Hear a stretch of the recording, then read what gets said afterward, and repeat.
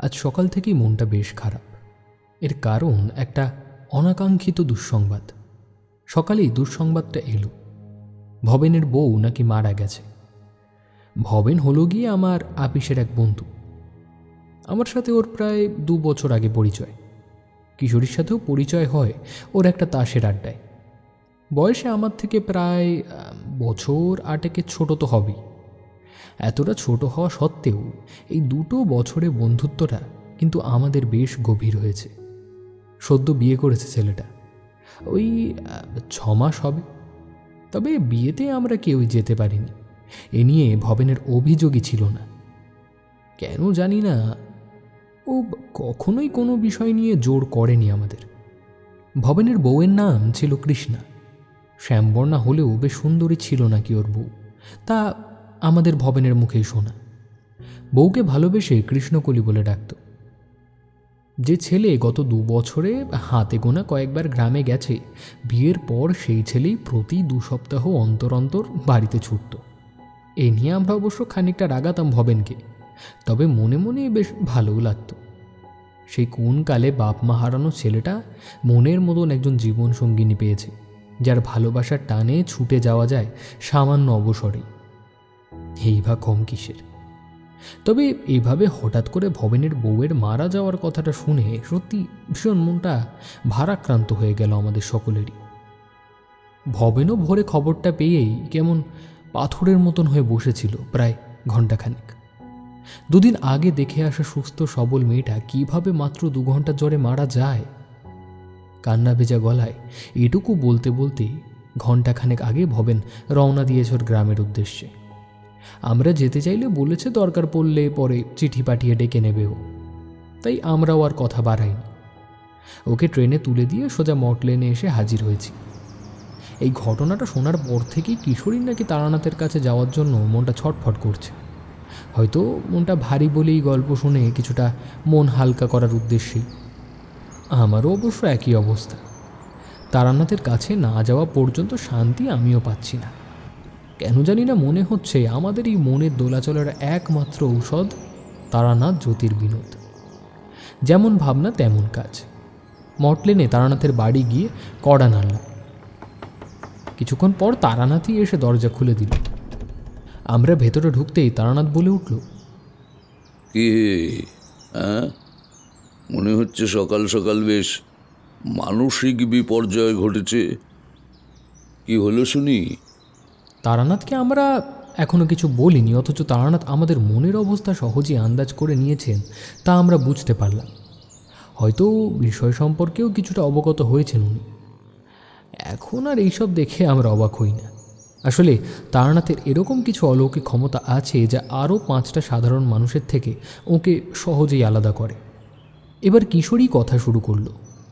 ঠাকুরমশাই, আপনি আমাদের দেখা মাত্রই যে আমাদের বর্তমান মানসিক অবস্থা সম্পর্কে কিছুটা হলেও অবগত হচ্ছেন তা না হয় বুঝলাম, কারণ সে ক্ষমতা আপনার আছে তা আমাদের জানা।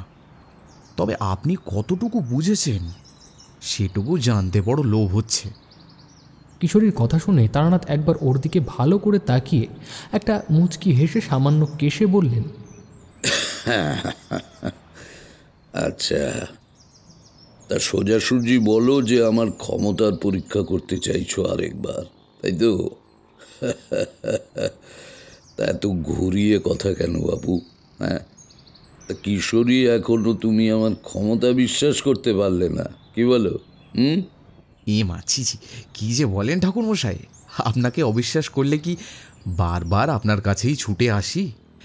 আসলে আচ্ছা, হয়েছে হয়েছে, আর তোমার বিশ্বাসের সপক্ষে যুক্তি দিতে হবে না। আমি বলছি তোমাদের দেখে কতটুকু কি বুঝেছি আমি। দেখো, প্রথমত তোমাদের মনের অবস্থা খুবই খারাপ। তার কারণ নিশ্চয়ই কোনো দুঃসংবাদ, এবং সেই দুঃসংবাদ নিশ্চয়ই তোমাদের কোনো আত্মীয়ের তরফে আসেনি, কারণ তাহলে তোমরা আজ এখানে না এসে আগত দুঃসংবাদের ঘটনাস্থলেই যেতে।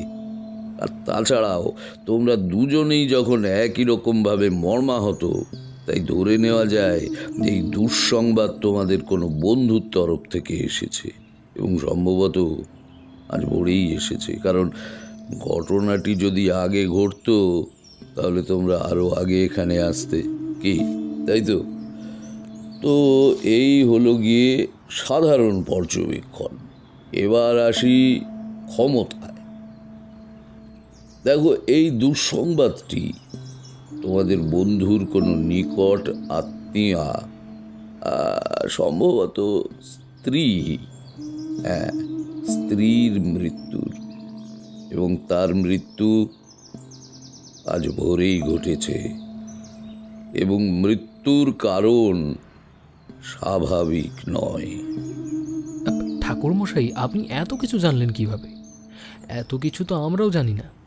হ্যাঁ, মানে আমার সন্দেহ হয়েছিল যে এই মৃত্যুর মধ্যে কিছু অস্বাভাবিক বিষয় রয়েছে, কারণ ভবেন মানে আমাদের যে বন্ধু যার স্ত্রী মারা গেছে, তার কোনো অসুখ হয়নি।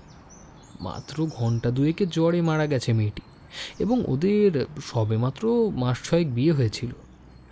মেয়েটির বয়স ওই 15-15 কোঠায়। ভবেনের মুখে যতটুকু শোনা আর কি, ওই এই বয়সে 2 ঘন্টার জ্বরে মৃত্যু, সত্যি ঘটনাটা বিস্ময়কর। তোমার পর্যবেক্ষণ এবং ভাবনা চিন্তা বেশ স্বচ্ছ এবং গভীর, বিভূতি। এই জন্যই তো আমি বলি যে বিভূতি, আমার সমস্ত শিক্ষা আমি তোমাকেই দিয়ে যাব। যাই হোক, তোমার থেকে যতটুকু বেশি আমি জেনেছি তা আমার বিশেষ শক্তির সাহায্যেই। এই জানার সাধ্য সাধারণ মানুষের নেই। ঠাকুরমশাই, আপনার কথা অনুযায়ী তো ভবেনের বউয়ের মৃত্যু অপঘাতে বা কোনো অপশক্তির দ্বারা। তা এতে কি তাহলে ভবেনের কোনো ক্ষতি হবার সম্ভাবনা নেই? ওই অপশক্তির রেশ তো ও বাড়িতে এখনো থাকার কথা। তাছাড়া ওর স্ত্রীর অপমৃত্যু মানে তো ওর স্ত্রীর অতৃপ্ত আত্মা ও বাড়িতেই থাকবে এখন। আর ওর সংসারে তো আর কেউ নেই। আত্মীয় যে তেমন খুব একটা আছে বলে তো জানি না, মানে যতটুকু আমি জানি আর কি। আমাদেরও তো যেতে দিল না ওর সাথে ভবেন। এখন ওর যদি কোনো ক্ষতি হয়ে যায়? হ্যাঁ, কথাটা তুমি মন্দ বলনি কিশোরী। দেখো, মৃত্যুটা যেহেতু অস্বাভাবিক, সেহেতু ওই বাড়িতে কিংবা তোমাদের বন্ধু ভবেনের জীবনে অবশ্যই কোনো অস্বাভাবিক অপশক্তির প্রভাব বর্তমান। কিংবা তোমরা তো বললে ভবেনের কোনো নিজের মানুষ, আত্মীয় কেউ নেই। তা এর মানে হয়তো ওর ওপর এমন কোনো কালচক্রের প্রভাব বর্তমান, যার ফলে ওর নিকট মানুষজন বিপদগ্রস্ত হচ্ছে এবং তাদের মৃত্যু ঘটছে। ঠাকুরমশাই, আপনার ধারণা যদি সত্যি হয় তাহলে তো ভবেনেরও বিপদ ঘটতে পারে। এ থেকে মুক্তির উপায় কি ঠাকুরমশাই? সেটা তোমাদের বন্ধুকে চাক্ষুষ না দেখলে এবং তার বাসস্থানে না গেলে তো আমি কিছু করতে পারবো না। তোমরা বরং এক কাজ করো, বুঝলে, তোমাদের বন্ধুকে একটা চিঠি লিখে দাও যে তোমরা ওর বাড়ি যাবে। আমার কথা বলো না আবার, হ্যাঁ, এতে কিন্তু ওর আপত্তি থাকতে পারে। ওখানে পৌঁছে কিন্তু একটা কথা যা হোক বলে বোঝানো যাবে ক্ষণ। বেশ, তাহলে তাই করি। দেখি ভবেনকে চিঠি দিয়ে বুঝিয়ে শুনিয়ে রাজি করা যায় কি না। সেদিন তারানাথের সাথে আর কোনো কথা না বাড়িয়ে আমরা রওনা দিলাম মেসের উদ্দেশ্যে। সন্ধ্যাতেই ভবেনকে একখানা বেশ বড় সড়ো চিঠি লিখলাম। চিঠির মূল উদ্দেশ্য অবশ্য ওর বাড়ি যাওয়ার অনুমতি পাওয়া শুধু। তবে ঘুণাক্ষরেও তারানাথ যে আমাদের সাথে যাচ্ছে তা চিঠিতে উল্লেখ করলাম না। 2 দিন পরেও চিঠির কোনো উত্তর এলো না। আমি আর কিশোরী এক প্রকার ধরেই নিলাম যে ওদিক থেকে কোনো উত্তর আর আসবে না। ভবেন চায় না আমরা আর ওর বাড়ি যাই। কিন্তু হঠাৎ করেই অপ্রত্যাশিতভাবে সেই সন্ধ্যাতেই ভবেনের চিঠি এলো। ও খুব কম কথাতেই জানিয়েছে যে আমরা চাইলে ওর বাড়িতে যেতে পারি, এতে ওর কোনো অসুবিধে নেই। না, আর কিছু নেই চিঠিতে। ওর ভালো মন্দ সম্পর্কে পর্যন্ত কিছু লেখেনি ছেলেটা। তা যাই হোক, আমি আর কিশোরী গিয়ে সেদিন তারানাথকে বিষয়টা জানালাম। আর তারানাথের কথা মতন গত পরশু দিন আমরা রওনা দিচ্ছি এরকম একটা চিঠি দিয়ে ভবেনের উদ্দেশ্যে পাঠিয়ে দিলাম।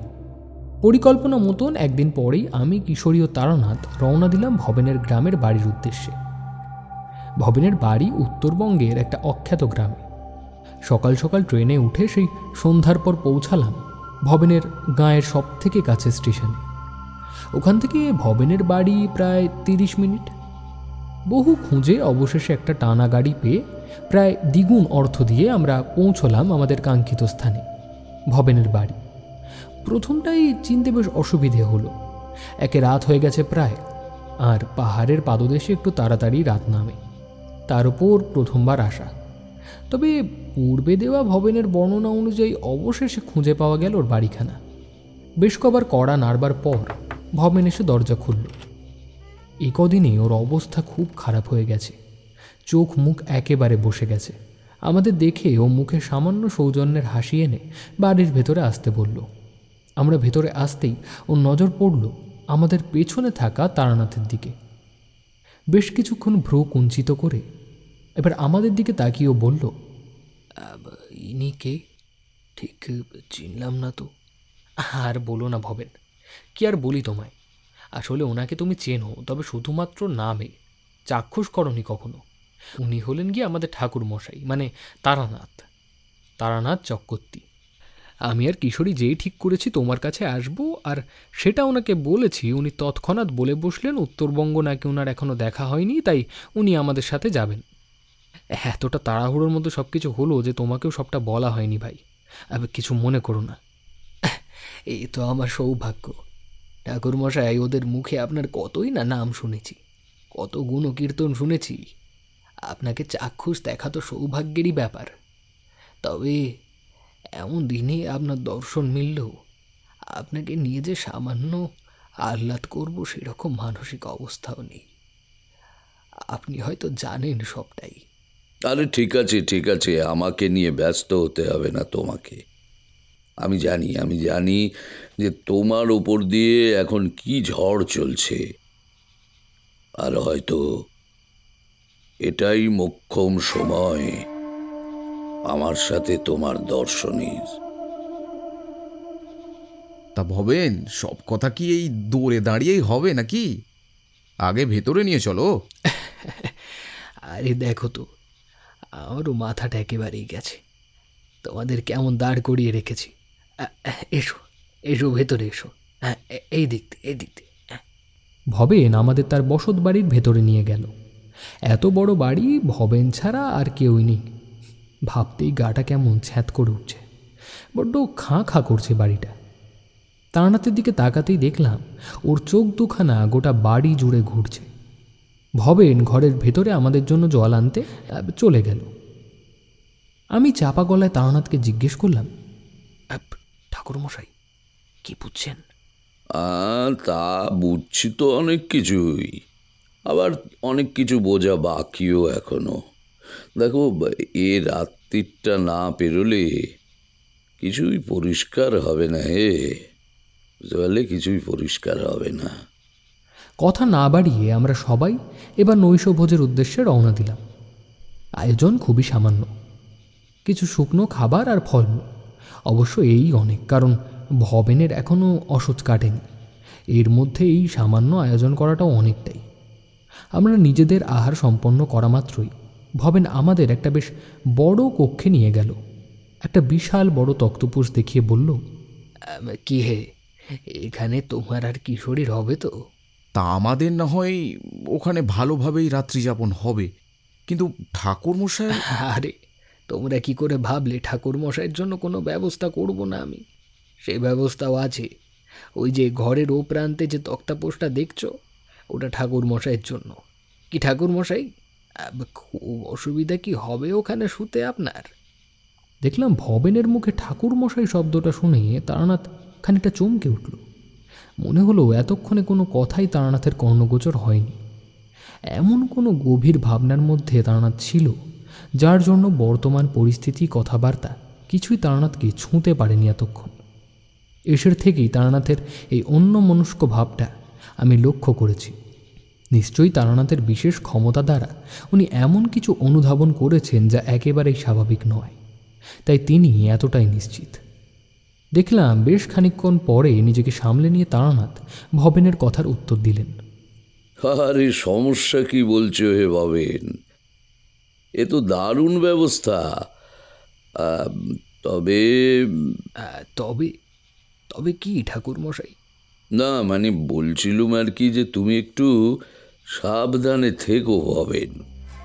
আর পারলে ওই পূব দিকের ঘরটায়, মানে ওখানে রাত্রি যাপন করো না, কেমন? এটাই বলছিলাম আর কি। আচ্ছা ঠাকুরমশাই, আপনাদের তো আমি কিচ্ছুটি বলিনি, তাহলে আপনি কিভাবে? হ্যাঁ, তার মানে তুমিও আমার বিষয়ে বিভূতি আর কিশোরীর থেকে অনেক কিছু জানলেও ওদের মতোই বিশ্বাস করতে পারোনি কিছুই, কেমন? হ্যাঁ, দেখো ভবেন, আমার কিছু ক্ষমতা আছে, বুঝলে? আর এটা একেবারেই সত্য, এতে কোনো মিথ্যে নেই। আর তার থেকেই বিভূতিদের কাছে তোমার কথা শোনা মাত্রই আমি বুঝেছিলাম যে তোমার কিছু বিপদ আসন্ন। হ্যাঁ, তবে বিপদের আশঙ্কা আমি যতটুকু করেছিলাম, এখন দেখছি বিপদ তার থেকে আরো অনেক প্রবল এবং ভয়ঙ্কর। আর ঠিক কিরকম বিপদ আমার জন্য অপেক্ষা করছে ঠাকুরমশাই? তার আন্দাজ তো বিগত 10 বছর ধরে তুমি পাচ্ছ ভাবেন, সেই তোমার 18 বছর বয়স থেকে। কি আমি ঠিক বললাম? তারানাথের এই কথা শুনে দেখলাম হঠাৎ ভবেনের মুখ মুহূর্তে কালো হয়ে গেল। দুবার গলা খাঁকড়ে তারানাথের দিকে তাকিয়ে ও ভয়ার্ত কণ্ঠে বলে উঠল, তারানাথ, আপনি কি সবটুকু জেনে গেছেন ঠাকুরমশাই? সবটুকু বুঝে গেছেন? তারানাথ একটা তীক্ষ্ণ হাসি হেসে ভবেনের প্রশ্নের প্রত্যুত্তর বললেন। হ্যাঁ, সবটুকু তো তুমি নিজেও জানো না ভাবেন, তবে যতটুকু জানো ততটুকুও নেহাত কম নয়। ততটুকুই যদি তুমি এতদিন নিজের মধ্যে আপোষ করে অন্ধকারে না রেখে অন্তত নিজের স্ত্রীকে বলতে, তাহলে হয়তো তোমার স্ত্রী আজ বেঁচে থাকতো ভাবেন। এবার ভবেন অঝরে কেঁদে ফেলল, বলল,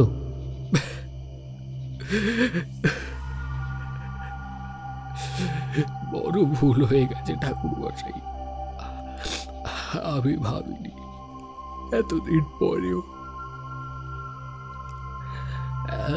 পরেও সবকিছু এতটা অক্ষরে অক্ষরে মিলে যাবে। এতদিন আগের ঘটনা আমি আমি আমি ভাবিনি। আর কথা বলতে পারল না ভবেন, কান্নায় তার গলা বুজে আসে। এবার তারানাথ বলে ওঠে, ভাগ্যের কাল ও চক্র বদলে ফেলা কি এতটাই সহজ ভাবেন? সহজ নয়। তারানাথের এই কথায় আমরা তিনজনই ওনার দিকে তাকাই। কালচক্র? হ্যাঁ, এটাই তো বলেছিলেন আমাদের তারানাথ। তার মানে ভবেনের জীবনে এই সব কিছু তার ভাগ্যের কালচক্রের প্রভাব। এবার কিশোরী বলে, ঠাকুরমশাই, আমরা তো আমরা তো কিছুই বুঝতে পারলাম না। আপনি ভবেন কি কি বলছেন? কিসের কালচক্র? বলবো, সবই বলবো, তবে আজ নয়। আজ যাও, যাও সবাই শুয়ে পড়ো, শুয়ে পড়ো। ভবেন, তুমিও যাও, বাকি কথা কাল হবে। তবে ওই পূবের দিকের ঘরটাতে শোবে না কিন্তু, এমন? যাও, যাও। তারানাথের কথা শুনে ভবেন আচ্ছা বলে ঘর থেকে বেরিয়ে গেল। আমি আর কিশোরীও শুয়ে পড়লাম নিজেদের স্থানে। তারানাথও দেখলাম নিজের বিছানায় শুয়ে পড়লেন।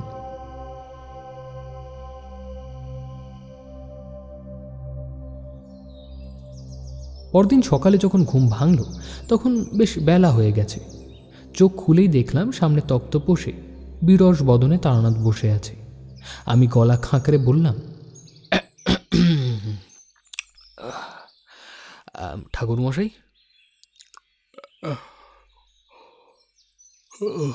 কিছু হয়েছে? আমার কথা শুনে তারানাথ তৎক্ষণাৎ ওর মুখের ভাব পরিবর্তন করে বললেন, কই কই না তো। বেশ বেলা হয়ে গেছে বিভূতি। যাও যাও যাও, যাও উঠে স্নান সেরে এসো। এতক্ষণে বোধহয় কিশোরী আর ভবেনেরও স্নান হয়ে গেছে। যাও তুমিও সেরে এসো, তারপর আমার কিছু কথা আছে তোমাদের সাথে। যাও। বুঝলাম কাল রাতটা তারানাথ শুধু ঘুমিয়ে কাটাননি, এর মধ্যেই তিনি ভবেনের জীবনের সমস্ত রহস্য সম্পর্কে স্পষ্টভাবে অবগত হয়েছেন, এবং সেই রহস্য অতীব জটিল বলেই হয়তো তারানাথের কপালে চিন্তার ভাঁজগুলো এতটা গভীর। আমিও আর কথা না বাড়িয়ে উঠে স্নানের উদ্দেশ্যে রওনা দিলাম। স্নান সেরে জল খাবারে সামান্য চিড়ে ও দুধ খেয়ে আমরা বসলাম তারানাথের সাথে। এবার তারানাথ প্রথম কথা শুরু করলেন। দেখো, আমি জানি যে তোমাদের মনে অনেক প্রশ্ন এখন। ভবেন কিছুটা জানে, কিন্তু পুরোটা ও জানে না। আমিও জানতাম না কাল রাত পর্যন্ত, তবে এখন জানি, সবটাই জানি। এবং জানাটা যে কতটা সাংঘাতিক তা এতদিন ধরে আংশিকভাবে টের পেয়েছে শুধু ভবেন। তোমাদের নিশ্চয়ই মনে আছে যে কাল আমি ভবেনকে বলেছিলাম ওই পূবের ঘরে যেন না ঘুমোয়, কারণ এখানে আসা স্তক আমিও ঘরের থেকে একটা শব্দ ভেসে আসছে সেটা অনুভব করেছিলাম। শব্দটার প্রকৃত ব্যাখ্যা করাটা শক্ত, তবে ইটের ওপর কোনো শক্ত ধাতব জিনিস দিয়ে দাগ কাটলে যেমন শব্দ হয়, শব্দটা অনেকটা সেরকম, বুঝলে?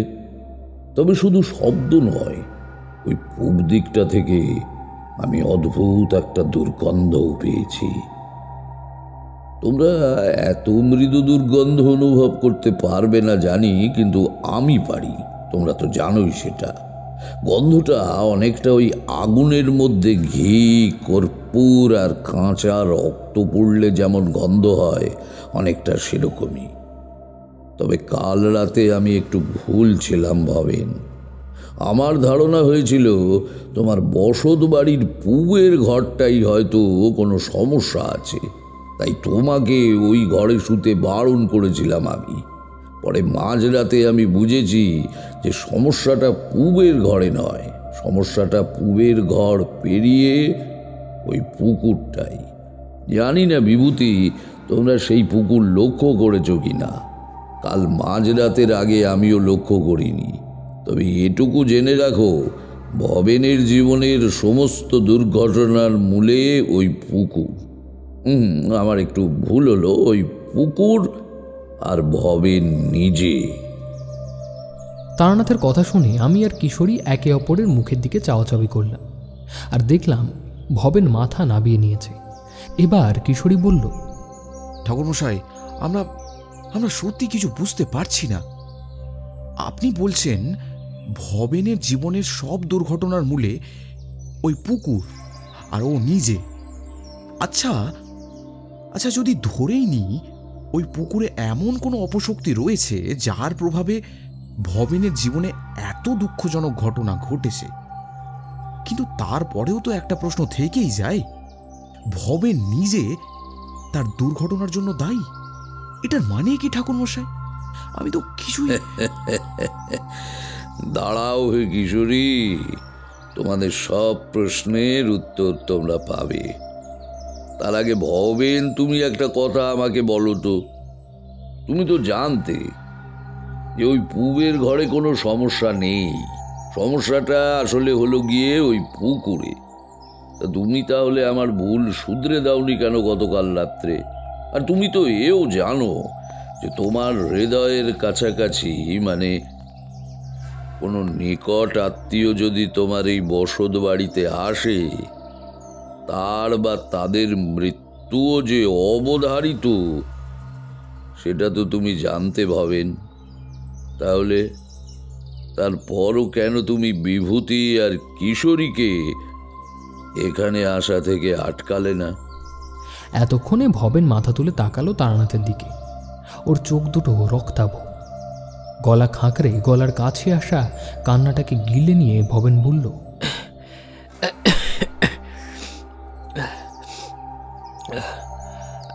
আমি আমি বহুবার বারণ করেছিলাম ওদের ঠাকুরমশাই।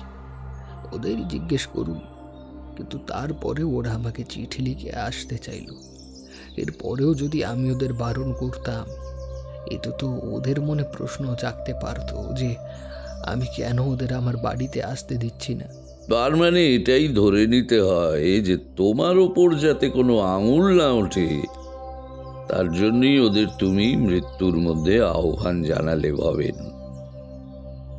কিন্তু শুধুই কি তাই? শুধুই কি তাই? তা আপনি কি বলছেন ঠাকুরমশাই? আমি জেনে শুনে আমার বন্ধুদের মৃত্যুর মুখে ঠেলে দেব? আমি জানতাম না ওদের কোনো ক্ষতি হবে। চুপ করো, চুপ করো ভবেন। তুমি ভালোই জানতে যে তোমার কাছের মানুষদের মৃত্যু ঘটবেই এই ভিটেতে থাকলে।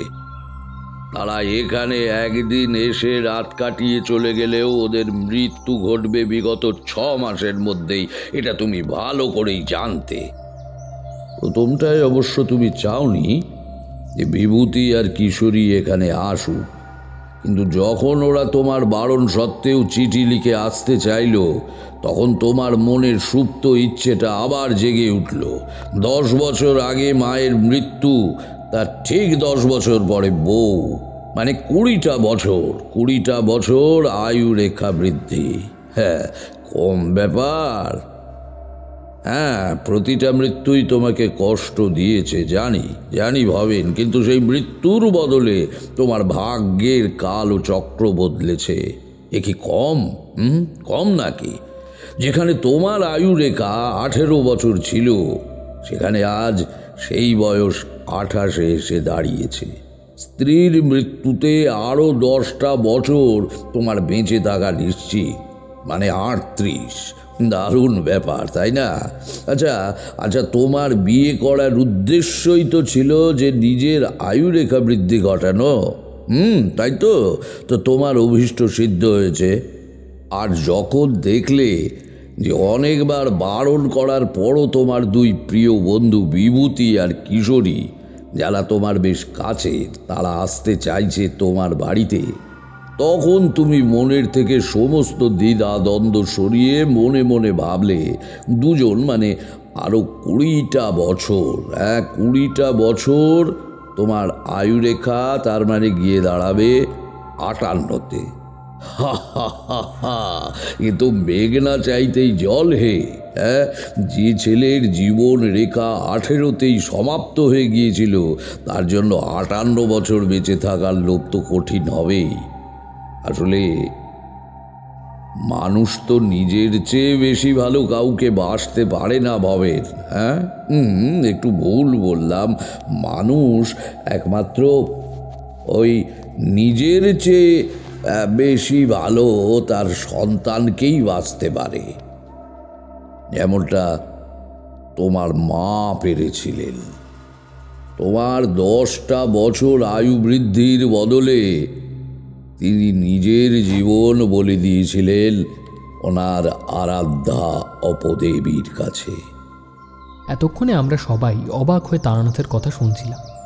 এতটা বলে তারানাথ একটু থামতেই ভবেন ধরা গলায় বলে উঠল, অপদেবী?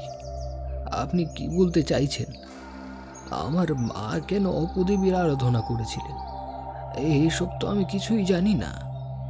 আমি তো বলেইছিলাম ভবেন যে তুমিও সবটা জানো না, কিন্তু এটা তুমি জানো না এই বিশ্বাস করা আমার পক্ষে সম্ভব না।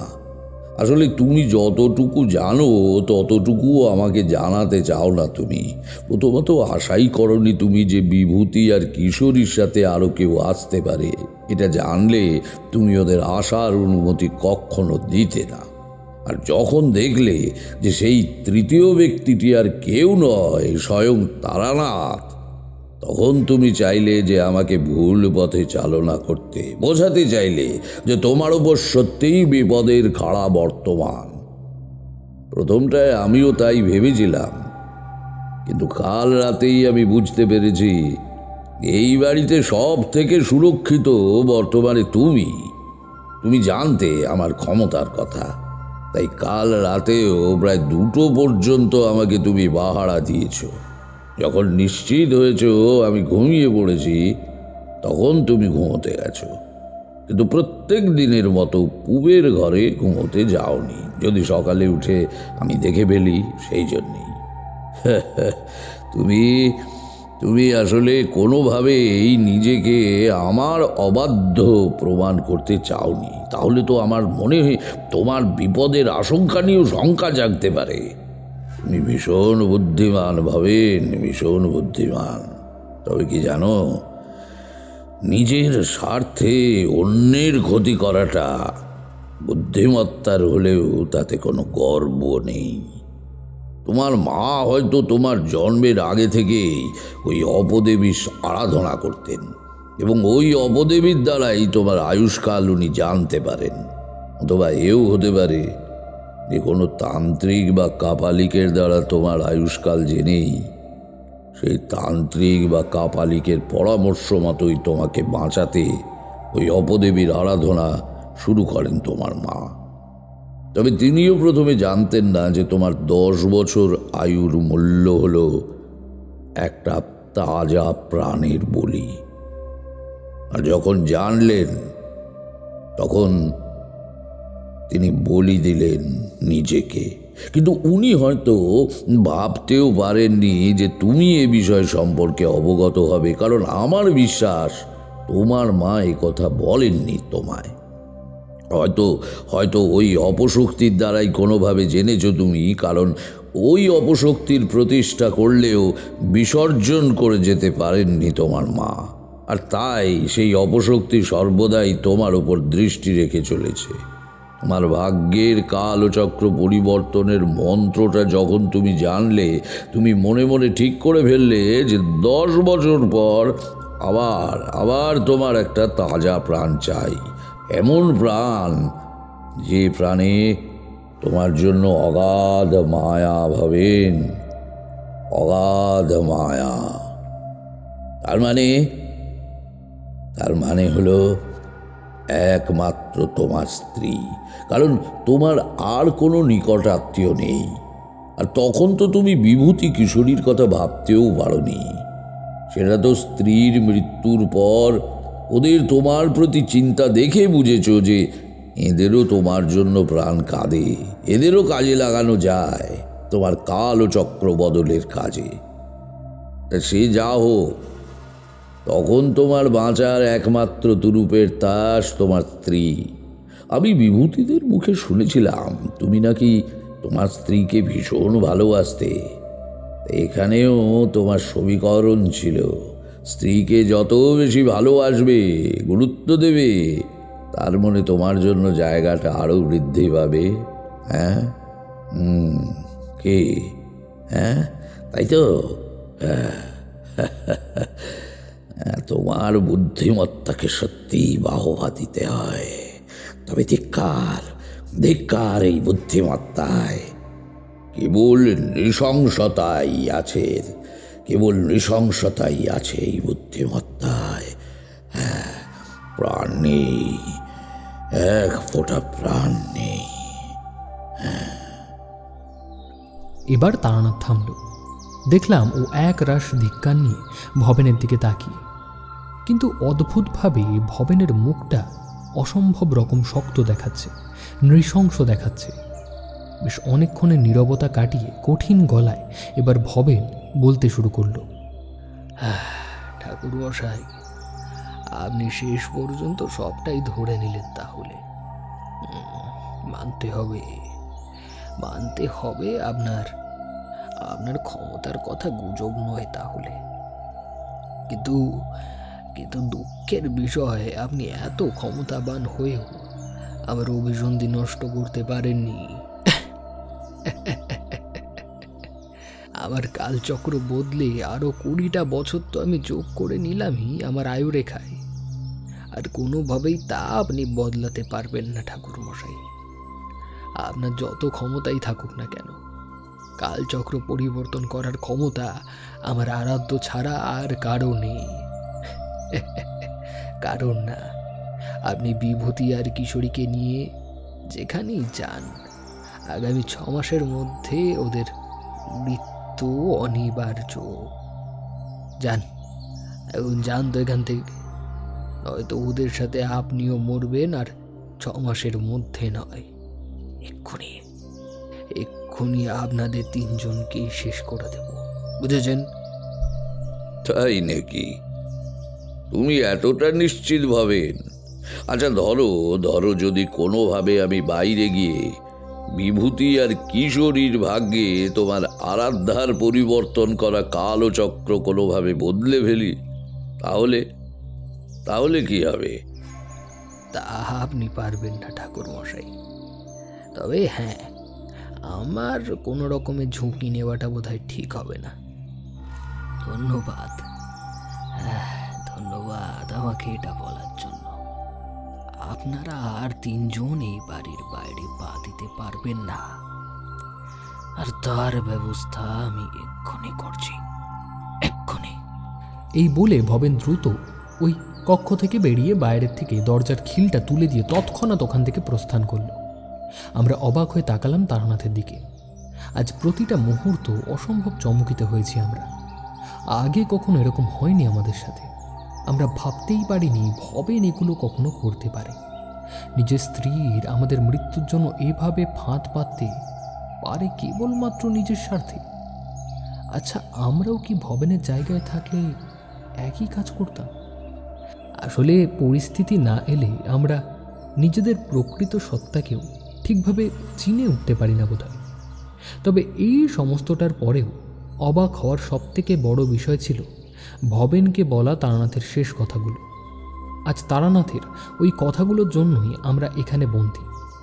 তারানাথ এতটা বোকামি কেন করল, এসব ভাবনায় যখন আমার মাথা তোলপাড় হয়ে যাচ্ছে, ঠিক সেই সময় তারানাথ বলে উঠল, কি ভাবছো বিভূতি, কিশোরী? হ্যাঁ, তারানাথ এতটা বোকা কিভাবে হলো, তাই তো? কিভাবে বাইরে বেরোনোর সুযোগ পেয়ে ও বোকার মতো কতগুলো কথা বলে গৃহবন্দী হলো, কি তাই তো? আমি সত্যিই বুঝতে পারি না ঠাকুরমশাই কিভাবে এত দ্রুত মনের কথা পড়ে নেন। আমি বললাম, সত্যিই ঠাকুরমশাই, আপনার এই কাজের কোনো কারণই খুঁজে পাচ্ছি না আমি। হ্যাঁ সত্যি ঠাকুরমশাই, কেন কেন করলেন এটা? মানে বাইরে বেরোলে তো কিছু না কিছু উপায় আপনি আপনি বের করতে পারতেন আমাদের বাঁচানোর জন্য। এই গৃহবন্দী অবস্থায় তো তাও সম্ভব নয়। সত্যি কিশোরী, তোমাদের বুদ্ধির বলিহারি যাই। অবশ্য শুধু তোমরা না, যার বুদ্ধির প্রশংসায় আমি একটু আগেও পঞ্চমুখ ছিলাম, সেও তো গোহারা হেরেছে। হ্যাঁ, মানে এসব কথার মানে কি ঠাকুরমশাই?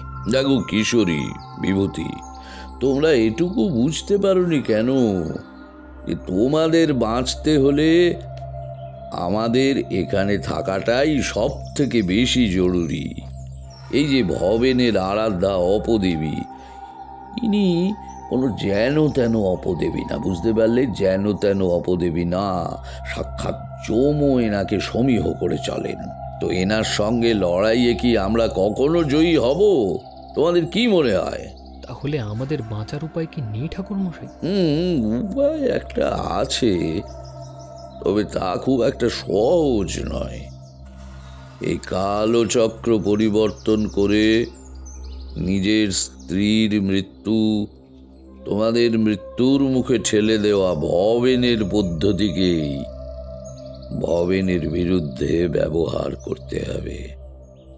এই ভবেনের পদ্ধতিতেই ভবেনকে প্রতিহত করতে হবে আমাদের। মানে আপনি বলতে চাইছেন ওই দেবীর আরাধনা করে? বাহ, এই তো বিভূতি, একদম সঠিক কথা বলেছ। এই জন্যই তো আমি বলি যে তুমি একমাত্র আমার শিষ্যত্ব গ্রহণের যোগ্য। কিন্তু ঠাকুরমশাই, এই অপদেবী সম্পর্কে তো আমরা কিছুই জানি না। নাম, পূজার উপাচার কিচ্ছু না। তাহলে ওনার আরাধনা কিভাবে করব আমরা? কে বলল তোমাকে যে আমিও এসব কিছুই জানি না? সাধনকালে, মানে যখন আমি চারিদিকে সাধু সঙ্গ করে বেড়াতাম, তখনই এরকম এক অপদেবীর কথা আমি শুনেছিলাম এক তান্ত্রিকের কাছে, যিনি ভাগ্যের কাল ও চক্র পরিবর্তনেরও ক্ষমতা রাখেন। তবে তার পরিবর্তে তিনি যা নেন তা আরও অনেক বেশি ভয়ঙ্কর হয়। তার প্রমাণ তো তোমরা চোখের সামনেই দেখতে পাচ্ছ। 10 বছর আয়ুরেখা বৃদ্ধির জন্য একটা আস্ত তাজা প্রাণ চাই সেই অপদেবীর। সেই তান্ত্রিক বলেছিলেন এই অপদেবীর নাম কালদংশা। এই অপদেবীর প্রকৃত কোনো মূর্তি হয় না, কিছু সংকেতের মাধ্যমে আমরা বুঝতে পারি এই দেবীর আগমন এবং অবস্থান। তোমাদের একটু আগে যেগুলো বলছিলাম আর কি, যে এই বাড়িতে আসা স্তক আমি যেসব গন্ধ পেয়েছি, শব্দ শুনেছি, এইগুলোই কালদংশা দেবীর অবস্থানের চিহ্ন। এবং দীর্ঘদিন ধরে ওই পূবের ঘর পেরিয়ে ওই পুকুরটাতেই এই অপদেবীর অবস্থান। দেখো, ঠিক ঠিক কবে থেকে এই অপদেবীর বসবাস এখানে তা বলা অবশ্য কঠিন। হতে পারে ভবেনের মা এই দেবীর প্রতিষ্ঠা করেন, কিংবা কিংবা ধরো আরও আগে অন্য কেউ। তা সে যাও, আমাদের এখন কাজ হবে ওই অপদেবীকে আহ্বান করে তোমাদের পুরনো আয়ুরেখা ফিরিয়ে আনা। তবে এ কাজ খুব একটা সহজ হবে না, কারণ এখানে প্রধান বাধা ভবেন। যেহেতু বহুদিন ধরে ভবেন এই অপদেবীর উপাসক, তাই আমরা এই অপদেবীর উপচারে বসলেই কিন্তু খুব সহজেই টের পেয়ে যাবে ও। তাই ওকে এড়িয়ে সমস্তটা করার একমাত্র পথ হলো ও নিজে যখন অপদেবীর আরাধনায় বসবে। কিন্তু ঠাকুরমশাই, আমরা এই বন্ধ ঘরে দেবীর উপাচারের জিনিসপত্র পাবো কোথায়? কি কি লাগে ঠাকুরমশাই? দেখো, মাধ্যম হিসেবে লাগবে একটা দেওয়াল, যার জন্য আমরা এই কক্ষের দেওয়ালটাই ব্যবহার করব। অপদেবীর মন্ত্র জপের জন্য বিশেষ চিহ্ন এই দেওয়ালেই অঙ্কন করতে হবে কোনো ধাতব বস্তু দিয়ে, যা আমার কাছে আছে। আর লাগবে ধরো অপদেবী আহ্বানের উপাচারের অংশ হিসেবে আগুনের জন্য কাঠ, কর্পূর আর ঘি, আর কিছুটা গরম টাটকা রক্ত, যা তোমাদের উভয়ের দেহের থেকে দরকার। কারণ যাদের ভাগ্যের কালো চক্র বদলের প্রয়োজন, তাদেরই এই উপচারে রক্ত প্রদান করতে হবে, তবেই অপদেবী তাদের প্রতি সদয় হবেন। তাহলে আমরা দেবীর আরাধনা কবে করব? কবে নয়, বলো কখন? আজ রাত্রে এই অপদেবী আহ্বানের কাজটি করতে হবে আমাদের। আজ অমাবস্যার রাত, কালদংশার আরাধনার উপযুক্ত রাত। আমার দৃঢ় ধারণা ভবেনও আজকে দেবী আরাধনায় বসবে। আমাদেরও ঠিক তখনই বসতে হবে, কারণ আমার মন বলছে এই রাতটুকুই হলো আমাদের হাতে বাঁচার একমাত্র সময়। তারানাথের কথা মতন আমরা অপেক্ষা করতে লাগলাম রাতের। সারাদিনে একবারও ভবেন এই ঘরে আসেনি, দরজাও খোলেনি। ঘরের মধ্যেই একটা মাটির ঘড়া, সেখানে সামান্য জল আছে, তা খেয়েই আছি সারাদিন। খাবারের কোনো বন্দোবস্তই নেই। রাত নামল। তারানাথ চোখ বুঝে কিছু যেন বোঝার চেষ্টা করলেন বেশ কিছুক্ষণ ধরে। তারপর প্রায় ঘণ্টাখানেক পর চোখ খুলে বললেন, এই হলো মোক্ষম সময় আমাদের কাজ শুরু করার। ওদিকে ভবেনও আরাধনায় বসে গেছে। চলো, আর দেরি নয়, এসো। আর কোনো কথা না বাড়িয়ে তারানাথ দ্রুত তার ঝোলা থেকে একটা লোহার শাবল এরকম জাতীয় কিছু একটা বের করে ঘরের পূব দিকের দেওয়ালে কিছু আঁকি বুকি কাটল। এই চিহ্ন আমাদের অচেনা। এটাই তবে অপদেবী কালদংশার প্রতীক চিহ্ন। তারপর ঝোলা থেকে কয়েকটা কাঠ এবং ছোট্ট কৌটো থেকে সামান্য আতর ঢেলে দেশলাই কাঠি দিয়ে আগুন জ্বালালো। এরপর সে বেশ কিছুক্ষণ বিভিন্ন অজানা ভাষায় মন্ত্র জপতে থাকল। সারা ঘর জুড়ে এতক্ষণে এক অদ্ভুত পরিবেশ সৃষ্টি হয়েছে। সমগ্র ঘর নীল আলোতে ভরে গেছে, আর একটা অদ্ভুত ভারী অস্বস্তিকর গন্ধ চারিদিকে। ঘরের তাপমাত্রা বোধহয় শূন্যে নেমে এসেছে। আমি আর কিশোরী রীতিমতন কাঁপতে শুরু করেছি, কিন্তু প্রৌঢ় তারানাথের ঋজু দেহে এইসব কোনো কিছুরই প্রভাব পড়েনি। তিনি এক মনে মন্ত্র আওড়াচ্ছেন আর আগুনে কখনো ঘি কখনো কর্পূর আহুতি দিচ্ছেন। প্রায় ঘণ্টাখানেক এভাবে চলার পর এইবার প্রথম থামলেন তারানাথ। আমাদের দিকে চেয়ে বলে উঠলেন, এই সেই মহেন্দ্রক্ষণ বিভূতি কিশোরী, কালদংশীর আসার পথ সুগম হয়েছে। এইবার কেবল রক্ত চাই তোমাদের। হ্যাঁ, এসো, এদিকে এসো। তারানাথ একটা তীক্ষ্ণ ধাতব খণ্ড আর একটা করে ছোট্ট পাথরের পাত্র এগিয়ে দিলেন আমাদের দিকে। আমরা সেগুলো হাতে নিলাম। এইবার তারানাথ আবার বললেন, তোমাদের বক্ষের বাম দিক থেকে ঠিক 10 বিন্দু করে রক্ত এই পাত্রে দাও তোমরা। এর থেকে বেশিও না, কমও না। কোনো গোলমাল হলে কিন্তু মহা অনর্থ ঘটবে, তাই খুব সাবধান। আমিও কিশোরী তারানাথের কথা মতন খুব সচেতনতার সাথে নিজেদের বুকের বাম পাশের সামান্য কেটে তার থেকে 10 ফোঁটা রক্ত নিজেদের নির্দিষ্ট পাত্রে দিয়ে সেই পাত্র তারানাথের হাতে তুলে দিলাম। এরপর সে আবার তার মন্ত্রোচ্চারণ শুরু করলেন। ॐ ह्रीं फट् स्वाहा। ॐ ह्रीं फट् स्वाहा। এইবার এক বিস্ময়কর বিষয় দৃষ্টিগোচর হলো আমাদের। আমরা দেখলাম সেই অগ্নি থেকে বেরিয়ে আসছে এক লিকলিকে আগুনের শিখা। সেটা ক্রমশ হাতের আকার নিয়ে তারানাথের নিকটে এসে থেমে গেল, যেন সেই হাত কিছু চাইছে তারানাথের থেকে। দেখলাম তারানাথ সেই হাতে ধীরে ধীরে তুলে দিচ্ছে সেই রক্তের পাত্র দুটি। প্রথমে আমার, তারপরে কিশোরী রক্তের পাত্র হস্তান্তর হওয়া মাত্রই দরজা খোলার প্রচণ্ড শব্দে আমাদের দৃষ্টি দরজার দিকে।